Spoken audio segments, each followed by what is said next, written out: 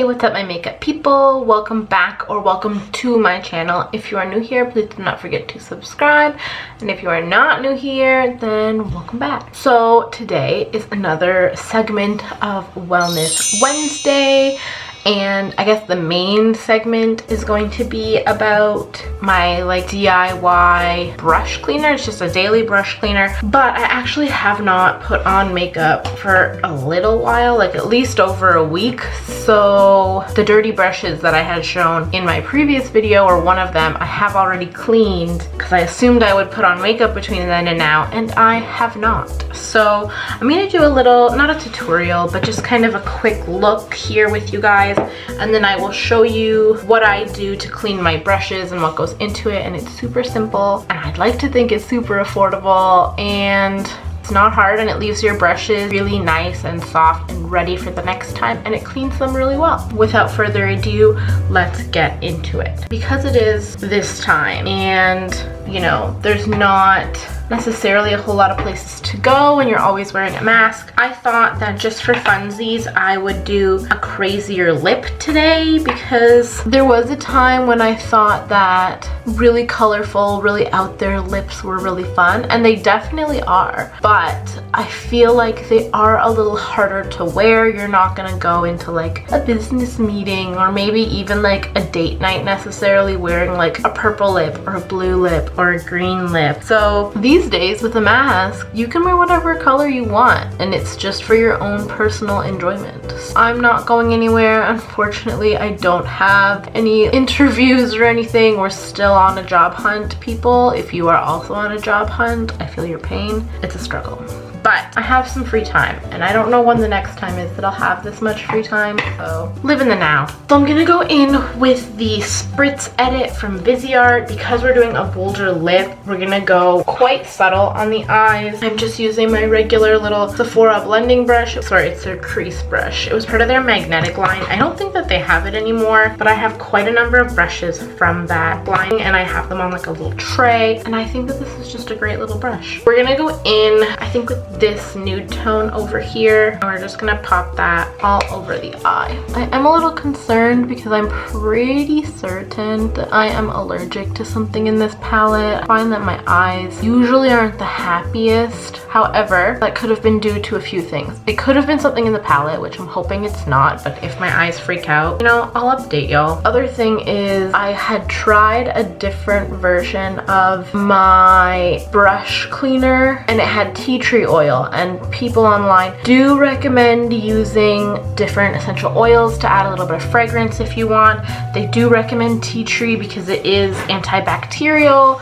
However, if you don't dilute it properly, or if your skin is sensitive to it, it can cause some major problems. And I have used other facial masks and stuff that had tea tree, and it basically burnt my face. I thought I did only put one drop in the one that I had made before, but I don't know what the ratios are, so it's possible that even with just one drop and the amount of whatever other oils or water that I was using at the time it didn't dilute it enough. So I would be very wary if you are using tea tree oil. It is quite potent, and if you don't dilute it properly, it can cause some strife. The one I'm using today does not have any essential oils in it. The next color I'm gonna go in with is this brown one in the corner, and we are going to pop that into our crease.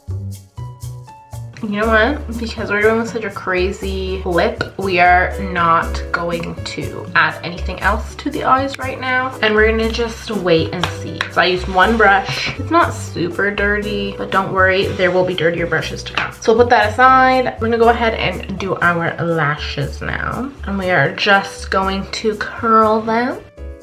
And I'm going in with the False Lashes Mascara by Essence. It is the Extreme Volume and Curl. I am happy to say I finally found my other one. This one's not bad. I don't know. I just share something special with my, I think it's the Gym Proof.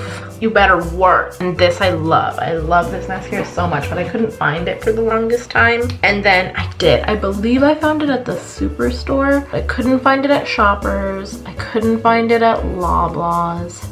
They don't carry it at Rexall. And they had it on their website, but I couldn't find it, and I thought that they carried it at Walmart for some reason, but I'm pretty sure they do not have Essence unless just my Walmart did not. But in any case, I was disappointed, and then there is a superstore sort of close by, so I went there to do some perusing, and lo and behold, they had it. So I was very excited. So next, I'm going in with my Kosas concealer. It is in the shade 02, and I'm going to use that to define my outer little wing edge area, as well as just on my under eye circles. And I actually did that very backwards because I usually put it more heavy in the middle and then go out here because I don't want too much out here. And I really like this concealer because it is so thin. It doesn't crease, but it does a good job covering up my dark circles. And I do this first because then when I put on foundation and I go over the same area, it really fully conceals any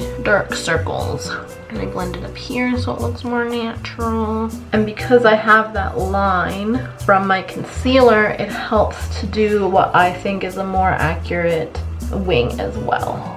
And the brush that I am using is the Morphe M173. I just find that it's a good amount of poofiness. If I wasn't going to be wearing any other like foundation or anything, right now this shade, it is a little bit older for me, so I think that's why it's oxidizing so much, because it didn't used to be this bad. I do have a very dirty brush now though. Also, I'm gonna go in and recurl this. People say you shouldn't do this, but because there's now product on my lashes that helps to do that curl, and the product will hold it there. So that's what I do. I know some people are like, don't do that, it breaks your lashes. I mean, you don't want to go in like super crazy. That would be bad. Just a little extra squish. So next I'm going in with my eyeliner. This one is from Dragon Liner. I got it in a BoxyCharm. I've never heard of this brand before, so I'm not sure if any old Canadian can grab it online or if it's a struggle to find. It's alright, it's a pretty basic liner.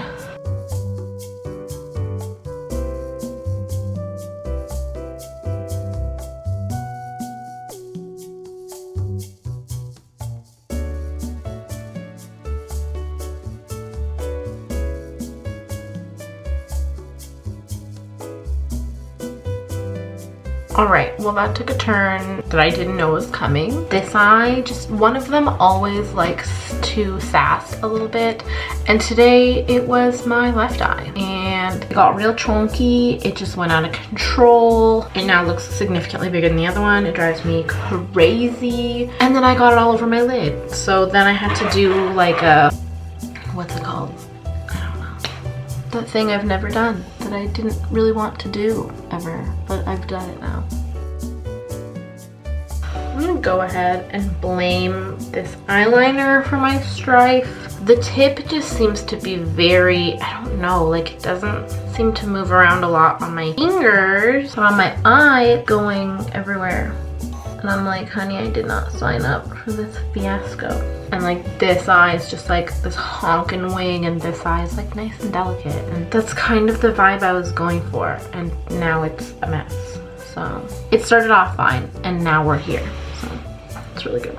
I've been trying to figure out my wings forever. I've just never been the best at them. And I had a strategy and it was working. And now this liner is making me reconsider all of work I've done. We're gonna just stop while we're ahead because we are very quickly falling behind.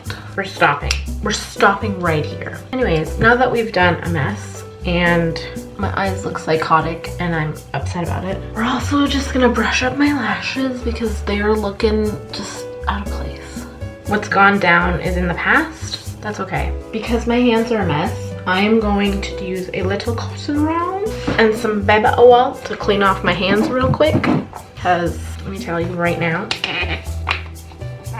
oh my god, there's nothing worse than doing your face and then forgetting you have color on your hand and then touching your face and then you have like streaks of all kinds of things. So next we're gonna go in with a tinted moisturizer from Pure Cosmetics. I'm going to splotch it on the back of my hand and then I'm going to dot it on my face.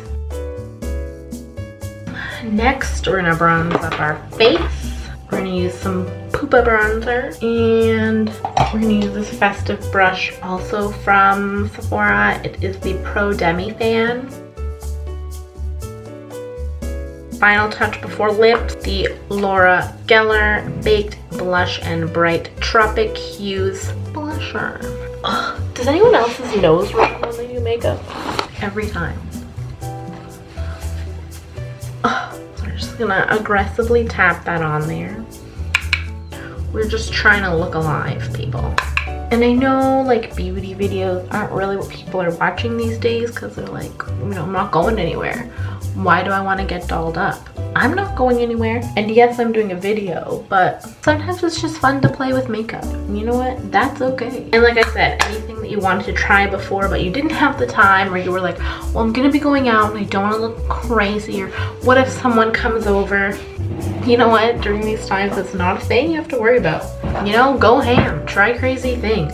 There's new trends popping up every day. So I mean, you could be the next trend. So there you go. Before we set, we're gonna go in with our lip, and today I am doing the Smashbox Always On Metallic Matte. It is a festive green color. I'm just feeling green. Ooh, I haven't used it in a minute. It's a little chunky. Ah, is she dry? Oh no. All right, well, she's very dry, and that's why you should use things, because they don't last forever. And like, you can tell from the top that I've barely used her, but you know, that is the truth. Things don't last forever. But this is a fun color. I'm pretty into it. Okay, we're gonna set our face. Oh, it's like a spa, I love it. This is my Caudalie grape water. It is truly just grapes. And I think that's it. Grapefruit water and nitrogen. That's it. And you can smell the grapes. It's not like an artificial grape at all. It's just like nice. And it smells great. It feels nice. Love it. I just love it. Alright, now on to the main feature. So we have 5 brushes. And I just take these little ratty towels. I got them back when Target was still in Canada. They were super cheap. Honestly, it has to have something that has good texture. The spray that I use, I got my little bottle at Miniso. You can get these bottles anywhere. You just need a little bottle that sprays. And as you can tell, there's separation. Not a whole lot, but some. You do have to shake it before every use to get everything in there. What I have in mine is a lot of baby oil. It's mostly baby oil. And witch hazel. And that's it. So this can be pricey. I think this bottle is like $17 depending where you get it. I got mine at Rexall. I've seen them at Loblaws. The cheapest place I've seen it, I don't know if Walmart has it, but Superstore has it, and Superstore has it for like $1 cheaper. You can probably get it on Amazon. I got the one that doesn't have anything else added into it. So what you want is an oil, something that'll break down any other oils or liquids that are on your brush, and something that can cleanse. So you could do a tiny bit of alcohol with your oil.